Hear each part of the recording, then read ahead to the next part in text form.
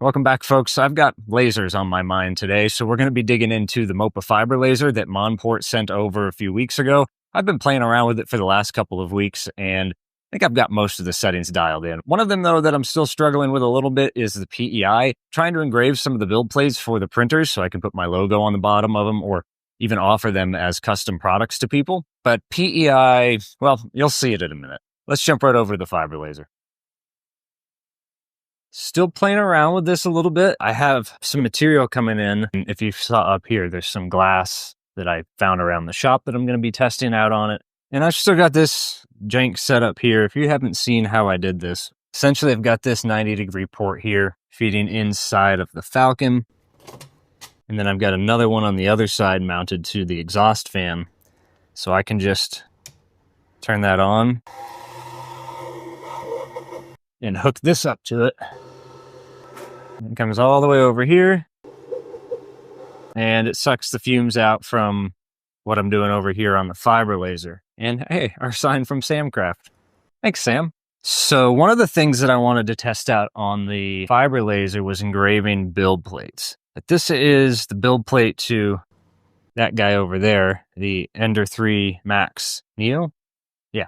A little big for that, so I'm going to play around, I think, with an A1 mini size build plate. That should be about the perfect size for this.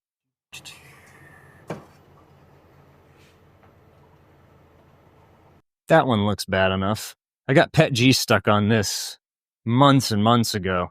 The only way to get it off and salvage use of this side so it wasn't all bulged out was to sand it. It was rough.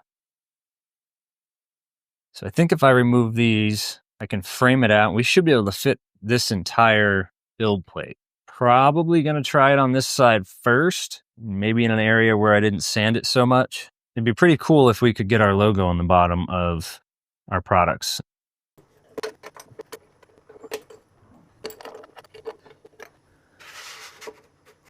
Now, the tricky part here is going to be getting this build plate underneath, I guess, and kind of lined up because it does want to slide underneath these little parts there.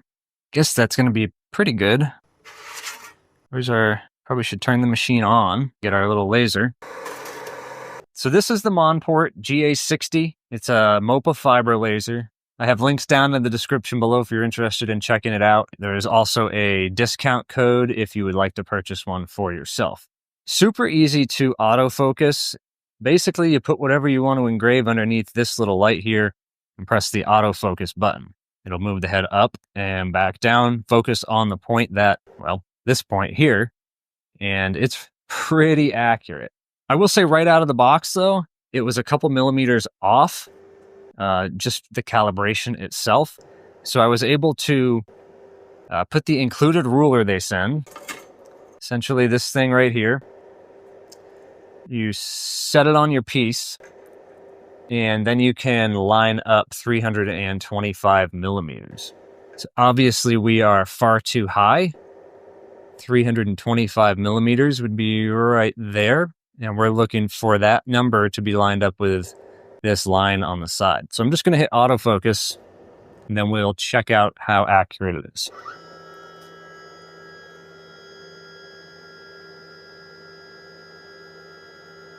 One thing you'll also notice is as it comes into focus more, these 3 dots here will become 1 dot.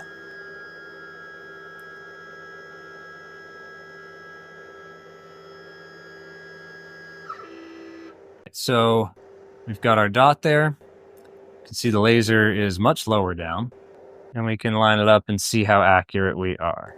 So in this case, it is a little bit off from where I want it to be. So I can either rotate this knob at the top or set this up, and we need to move the laser head down just a few clicks. So I can press the down button, and you can see that top is spinning as I press those buttons. Let's check our focus again. That looks spot on. And then if you press and hold the down and focus buttons at the same time for 5 to 10 seconds, that light will blink green 3 times, and that basically resets your autofocus distance. So every time you go and do it, it'll be 325 millimeters from that line to the surface of your material. All right, now we can engrave something. So I've just got our piece pushed over against the corner there, and I've got something pulled up on screen in Lightburn. And in case you're wondering if you need something super fancy to run this machine, let me show you how old this guy is. It's so old that it takes that long to turn on. There we go. Mid-2010 MacBook. I have upgraded the RAM in here from the 2 gigs or 4 gigs that it had to 8, which is the max that this can run. And I've also put a SSD in here instead of the mechanical hard drive. That's the only difference. Lightburn runs fine, Mac runs fine, gestures run fine. This isn't really about a MacBook, but you don't need anything fancy, as long as it's a Mac, I guess. If it's a Windows, I would probably use something newer. Those machines don't tend to last like these do. And this is almost 16 years old. Anyway, I got my buddy Zero's logo framed up here. You can see it projects the little frame around the outside there. Testing this out with 2 passes, 5,000 millimeters per second, 18% power. For those wondering, on the MOPA laser, you've got your frequency, your Q pulse. I'm not 100% certain exactly which direction to go, but I'm learning as I go along. And you can come in and do the material test, which will go up in speed, up in power, and 100 kilohertz, 300 Q pulse in that case. But that's not what this video is about. We are going to have a full video on getting this thing unboxed, set up, doing our first engravings on it, and all that good stuff coming out very soon. Stay tuned for that. But I'm just going to test this right now with Zero's little logo here. I'm going to kind of align this up a little bit better there. Click on our exhaust, put on our safety glasses, and press go.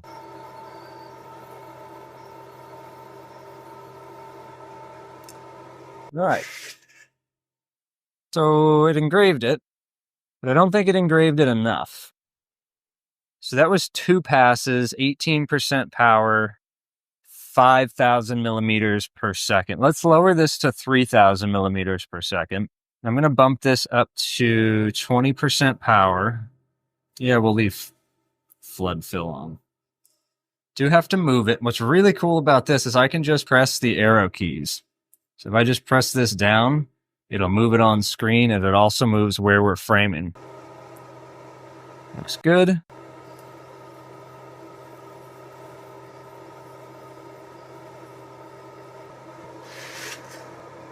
It's weird. It looks really cool from the side. And then as you kind of bring it up here, you're like, oh, yeah, I didn't quite get it. Let's try not flood fill and see what that does. Also going to raise or lower our frequency a little bit, up our power to 25. 2 passes, 25% power, 3,000 millimeters per second. I also kind of made this little prompt here so I don't accidentally forget to do anything. It's also good to have for safety.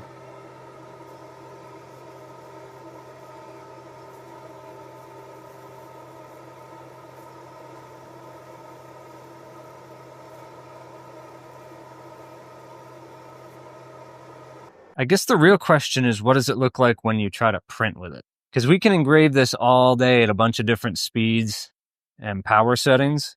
But if you know anything about these sheets, like even the slightest scratch in them can cause imperfections on the bottom surface. I'm wondering if this is a slight scratch enough to cause imperfections on the bottom surface. Or in our case, do exactly what we want. I don't know yet because I haven't played around with it enough and I have not printed with it enough, but that will be in an upcoming video because I think that's a really cool thing, not only for engraving your own stuff, but if you are somebody who's not really into 3D printing as much, is more into lasers, you could stock up on these and offer it as a service to people with 3D printers.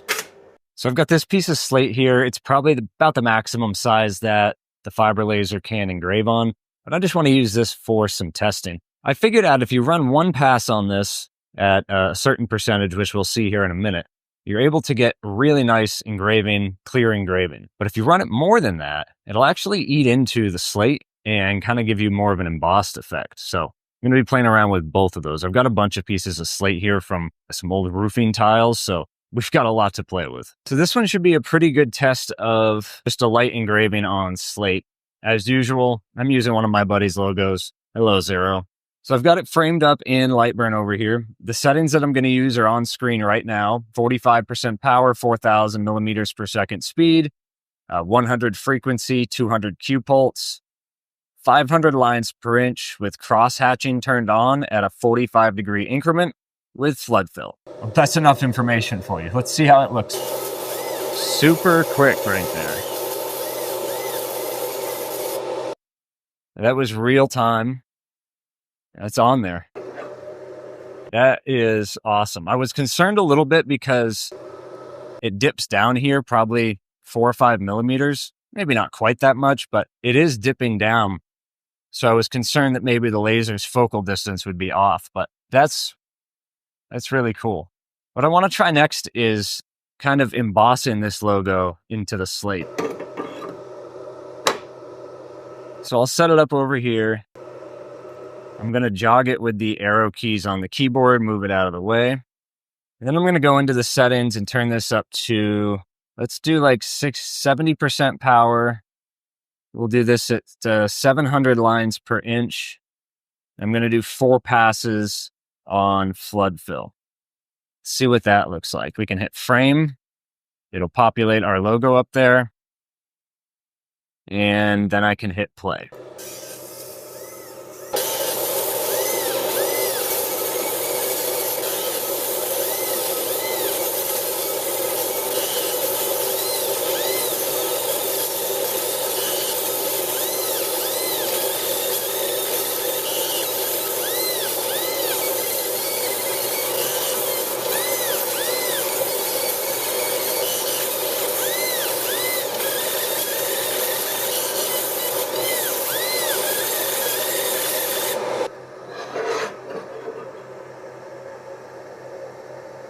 So it's not as clean, but it did go into the surface. Just a slight lip there. So if we bump the power up on this, maybe, can set that back into place. And let's try 80% power. Let's do 6 passes and frame it up.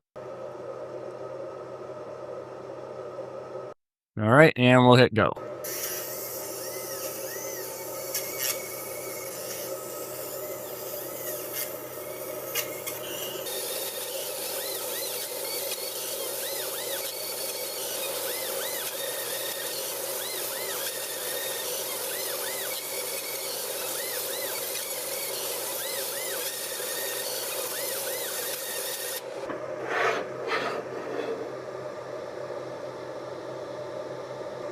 That's more what I was looking for. I don't know how well that's going to show up on camera, but it definitely ate into the surface of the slate. Now, I don't know how useful this exact one is going to be. It is cool that it's it's got a lip there, some depth to it, but I think your best results are probably going to come from something similar to this. I've got another piece I just threw on here. The depth of this one is a little bit different, so I'm just going to re-autofocus. And this is just going to be our normal everyday settings. So this should do a nice light engraving on that top part there.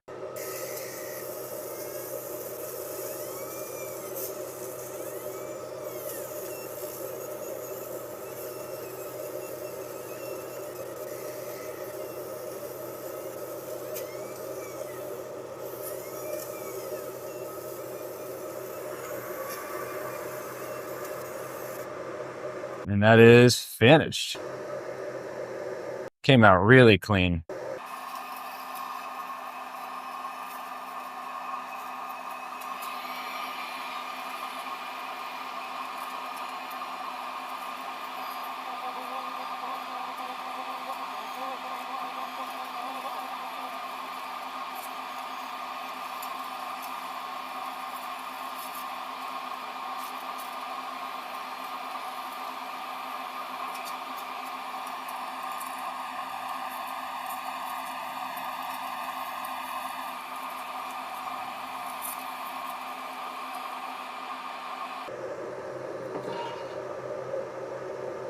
So that is going to be the maximum engraving size. Well, I could go a little bit more, I guess, if I took this piece off, but essentially this is going to be the maximum size that you're going to engrave on.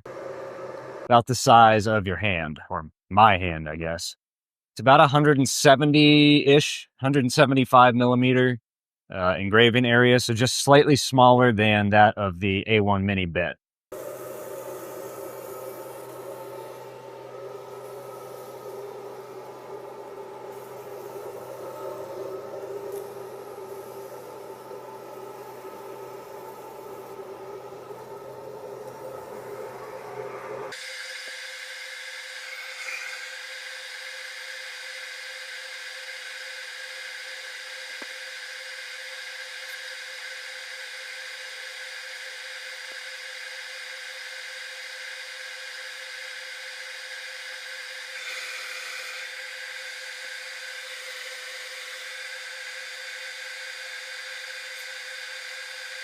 So that took 2 minutes exactly to do 2 passes on this piece here. And I'm honestly surprised it was able to get down into this crevice as good as it could.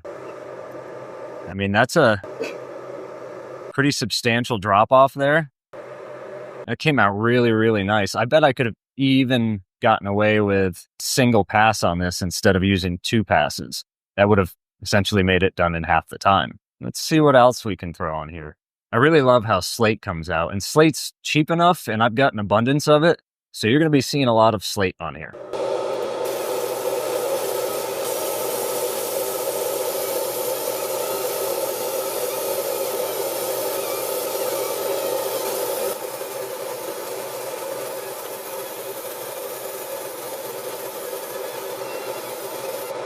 That was under a minute. 1 pass under 1 minute.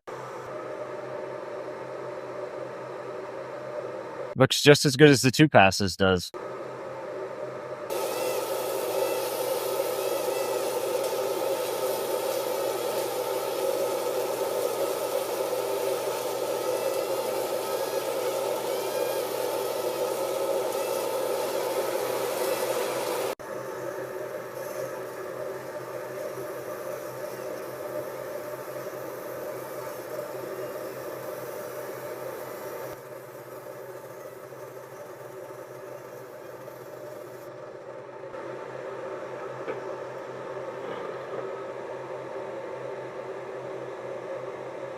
One thing I wanted to try was a process known as tiling. Now, I'm not going to do it in the traditional way that tiling would be done because the fiber laser can frame. So we should just be able to adjust it based off of the frame. But I have a longer image that I want to engrave on here that obviously won't fit on this full width. Let's see how that works.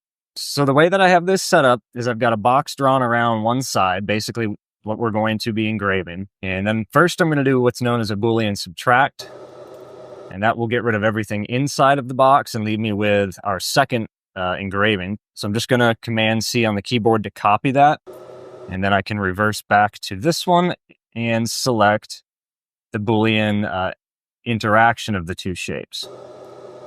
And that will leave me with what's inside of the box. I can paste our second engraving somewhere on the outside, and we will get to that one in a minute. For now, I want to frame this one up, see how it looks. Can hit frame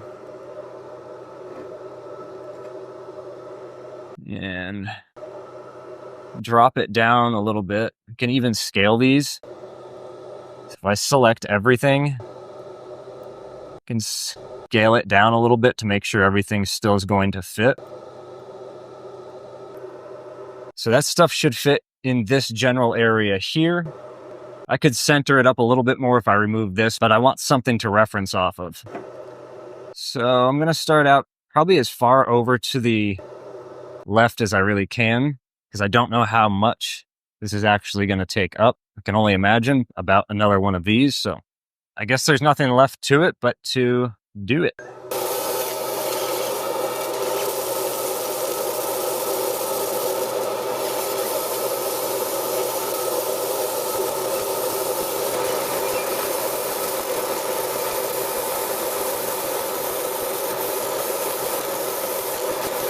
So I've got the first half of our engraving here. Looks great. What I need to do now is come into here and get rid of that guy and move this one into place. And we can frame that up. What I really need to see, so that's going to be under the hole command, and that basically takes the outside diameter. So we can see we're lining up pretty good already. What I'm going to do is move this exhaust over, I guess as best as I can. And I'm going to try to get this lined up as good as I can as well. I might be a little limited here.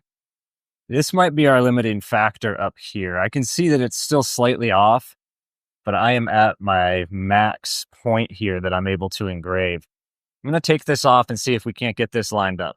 Well, I suppose we're going to find out.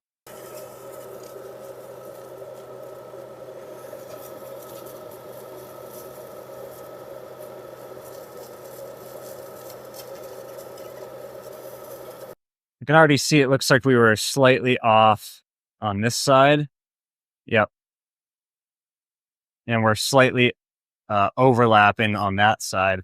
So I probably should have tilted it slightly more this way.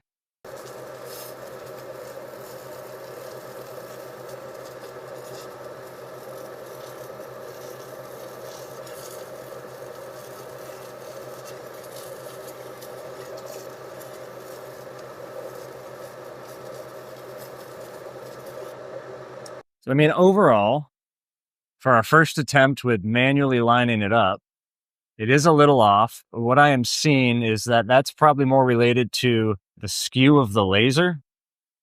So as it gets towards the outer bounding areas, you know, the laser is sitting in one spot, so it is canted as it hits those outer areas. So I'm thinking that is what this is from. Since it's touching in the middle there, then as it gets towards these corners, which are the farthest points away from the beam, it is slightly lifted there. So to fix that, you could shrink the model or do it in multiple sections at a time instead of utilizing the entire bed. Overall, it can tile, it can get this long size. Just need to play around with that a little bit. And you could even go as far as adjusting some of the settings in here and doing some of the calibrations for the Galvo laser. I've gone through and done that and actually got them pretty good. I mean, that's maybe a 1/16 of an inch off at most up top, you know, over the course of the laser beam hitting these four corners. So overall, I'm pleased with that. And the next one that I'm going to do is a little pocket knife. And you guessed it, I'm going to put my friend's logo on it.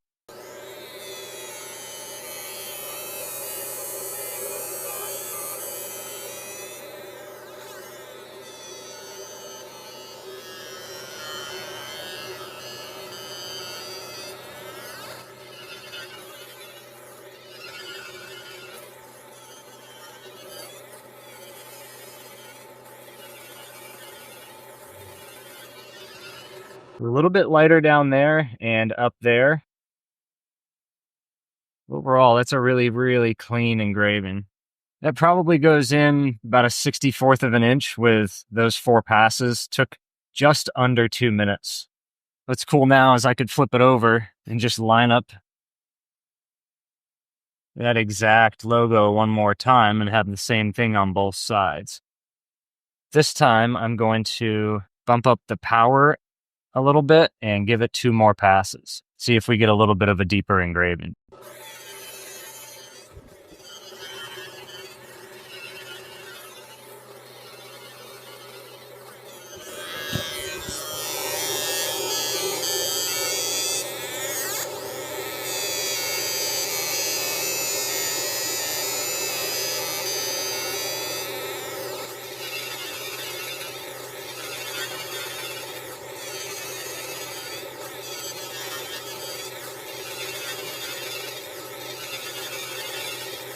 So you can definitely see that one is a little bit deeper. This was 85% power at 3,000 millimeters per second with 6 passes. Now wash this off and see if the result comes out a little cleaner.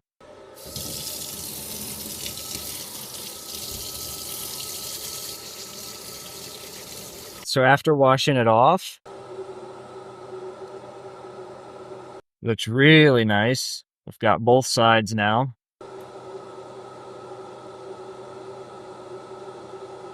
I mean, and that's in there. That's never coming off. And of course, unless you engrave over it with something else.